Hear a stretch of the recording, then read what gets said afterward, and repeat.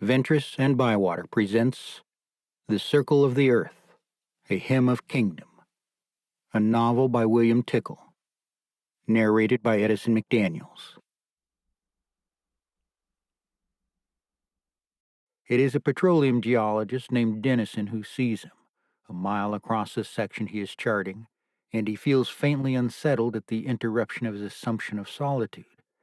But the sight arouses enough curiosity that he pulls his field glasses from his saddlebag and watches for a few moments as the distant figure moves across his field of vision and then drops from sight into an arroyo. Dennison puts his glasses away and finishes his readings. By the middle of the afternoon, he has made the 3-hour horseback ride northeast back into Falfurrias, the Brooks County seat.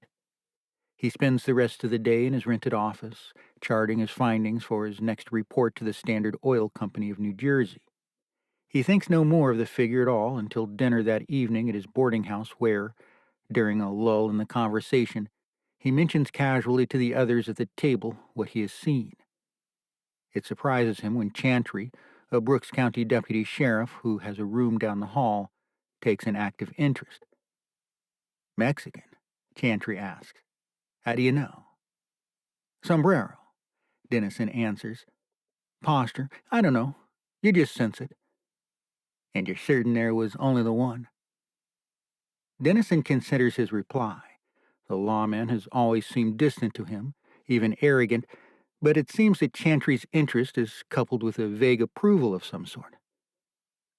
"The one's all I saw for sure," Dennison says, but now he hesitates for a moment and then adds the 5 words that will make everything go so terribly wrong. "There could have been more." Chantry digests this for a spell, while the dinner conversation moves on to other things.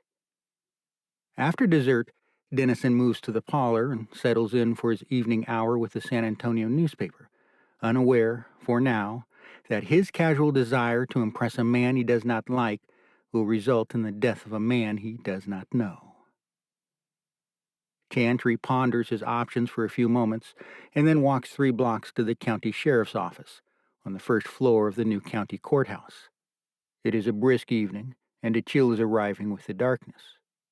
He finds his boss, a taciturn man named Burgess, filling out the weekly meal requisitions for the county jail. Chantry waits for Burgess to look up, but the only recognition he receives is a terse, "What?"